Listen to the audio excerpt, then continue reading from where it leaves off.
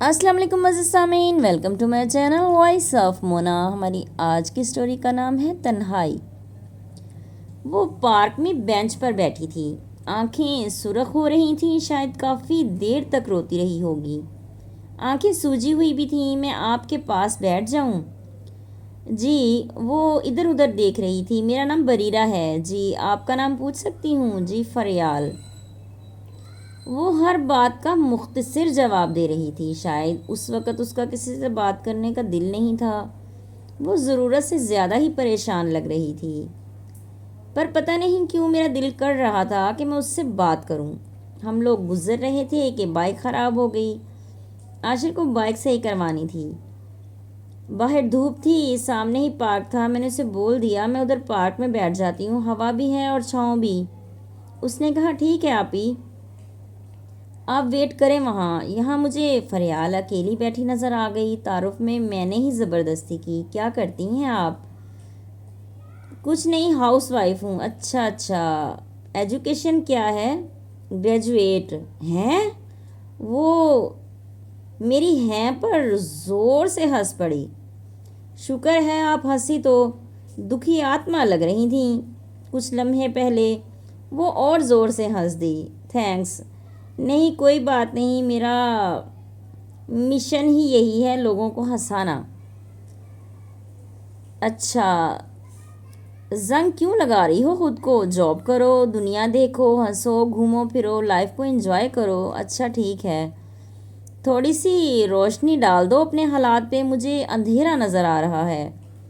وہ پھر ہنس دی۔ آپ دلچسپ انسان ہو۔ ہاں، صرف آپ کے لیے اور آپ جیسے دکھی لوگوں کے لیے۔ مجھے یہ روتی دھوتی شکلیں ڈاکٹر کے انجیکشن کی طرح فیل ہوتی ہیں۔ وہ زور زور سے ہنسنے لگی۔ اچھی لگتی ہو ہنستی ہوئی۔ پھر میں نے اس کا نمبر لے لیا اور اپنا دے بھی دیا۔ ہم کچھ ہی دیر میں بہت اچھی دوست بن چکی تھیں۔ اس کا موڈ اچھا ہو گیا تھا، اسی لیے میں نے مزید کچھ پوچھنا بہتر نہیں سمجھا۔ عاشر بھی بائک صحیح کروا چکا تھا۔ پھر اس کی کال آ گئی کہ آپ ہی آ جائیں۔ میں اٹھ کھڑی ہوئی۔ بیٹھ جاؤ کچھ دیر۔ نہیں، ہماری بائک ٹھیک ہو گئی ہے، مجھے جانا ہے، کسی کے کام کے لیے نکلی تھی۔ اب بات ہوتی رہے گی تم سے، مل بھی لیں گے جب دل کیا۔ پھر وہ میرے ساتھ ہی باہر آ گئی۔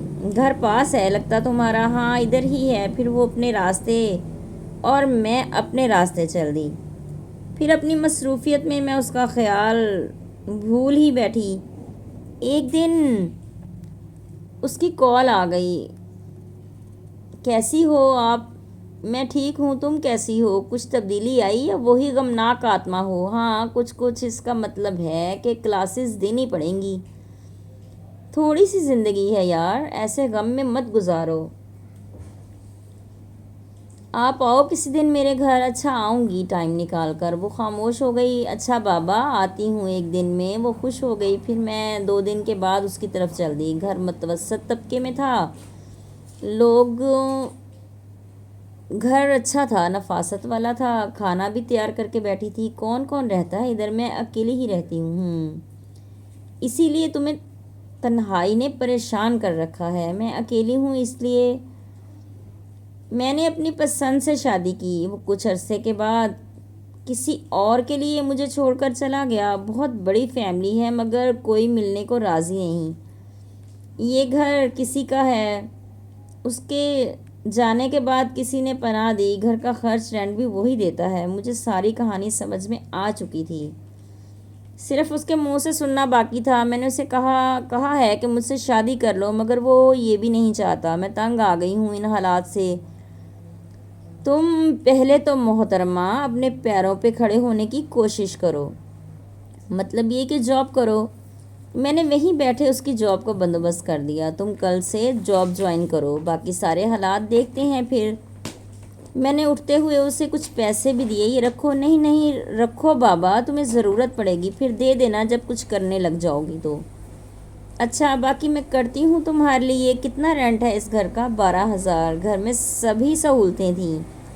یہ سامان یہ میرا ہی ہے، اسی گھر میں شادی کے بعد آئی تھی، پھر وہ ڈیورس دے کر چلا گیا۔ وہ مالک مکان ہی اب کیئر کرتا ہے میری، اسے پتہ ہے ساری بات کا۔ جی۔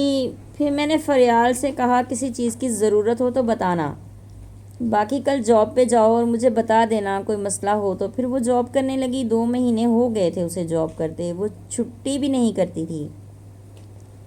آج میں نے اسے ٹریٹ دینے کا سوچا، اپنی گاڑی لی اور وقت سے پہلے ہی اس کے آفس جا پہنچی۔ مجھے دیکھ کر وہ بہت خوش ہوئی۔ پھر ہم ایک اچھے ریسٹورنٹ چلے گئے، کھانا میں نے خود آرڈر کیا۔ جی میڈم فریال کیسا لگا؟ بہت اچھا۔ نہیں جاب کر کے؟ وہ ہنس دی۔ ہاں خوش ہوں، سکون آیا زندگی میں؟ ہاں پہلے سے بہتر ہوں۔ اچھا محترمہ، اب فیملی کدھر ہے آپ کی؟ امی بہن بھائی سب؟ پھر اس نے تفصیل سے بتایا۔ وہ اچھے خاصے خاندان کی تھی۔ پھر میں کچھ دنوں کے بعد ان کے گھر جا دھمکی۔ سب سے پہلے تنہائی میں اس کی ماں سے مل کر انہیں قائل کیا، پھر ساری فیملی کو۔ کہاں ہے وہ؟ ملنا چاہتے ہیں۔ پہلے تو اس کی شکل نہیں دیکھنا چاہتے تھے، اب ملنے کو بےتاب ہو رہے تھے۔ میں نے کال کی، فریال کو بولا کہ میں آ رہی ہوں، کچھ مہمان بھی میرے ساتھ ہیں۔ وہ بولی کوئی بات نہیں، آ جائیں اپی۔ میں اس کی فیملی کو لے کر جا رہی تھی اور اس کو بتائے بغیر۔ گلی گاڑیوں سے بھر گئی، فریال سب کو دیکھ کر حیران تھی۔ پھر سب رونے دھونے لگے، ایموشنل ماحول تھا۔ فریال شاید آج آخری بار رو رہی تھی، وہ ماں سے لپٹی ہوئی تھی۔ مجھے بھی کچھ یاد آ گیا۔ پھر فریال کی فیملی نے اسے گھر لے جانے کا بولا، میں نے منع کر دیا، نہیں اب بھی نہیں، میں خود لے کر آؤں گی۔ میرے منع کرنے پر وہ رک گئی، شاید وہ جانا بھی چاہتی تھی۔ پھر سنڈے کو میں اس کو ساتھ لے کر گئی، وہ بہت خوش تھی، سارے راضی ہو چکے تھے۔ فریال ایک دن کے لیے رک گئی۔ جاب نہیں چھوڑنا، میں نے اٹھتے ہوئے اسے تنبیہ کر دی۔ جی نہیں چھوڑوں گی۔ پھر وہ ملنے لگی، وہ بھی خیال کرنے لگے۔ پھر میں نے اس کی ماں سے بات کی کہ اس کا حق اسے دے دیں، ایک چھوٹا سا گھر لے دیں جہاں وہ سکون سے رہ سکے۔ وہ پہلے ہی سوچ رہی تھی۔ پھر انہوں نے فریال کو ایک شاپ خرید کر اوپر گھر بنا دیا۔ شاپ اچھی تھی، پھر فریال کی جاب اچھی تھی۔ فریال پھر اپنے گھر میں شفٹ ہو گئی۔ وہ دل سے میری مشکور تھی، مگر مجھے خوشی تھی کہ وہ آج اپنے پیروں پر کھڑی تھی۔ اب وہ تنہا نہیں تھی، بہت سے لوگ اس کے ساتھ تھے۔ آگے اس کی اپنی مرضی تھی، جیسے چاہے زندگی گزارے، لیکن میں اس کے ساتھ ہی تھی۔ اللہ نے شاید میری بھی ڈیوٹی لگائی ہوئی ہے ایسے لوگوں کے ساتھ رہنا۔ جیتے رہیے، خوش رہیے، ملتے ہیں اگلی کہانی کے ساتھ۔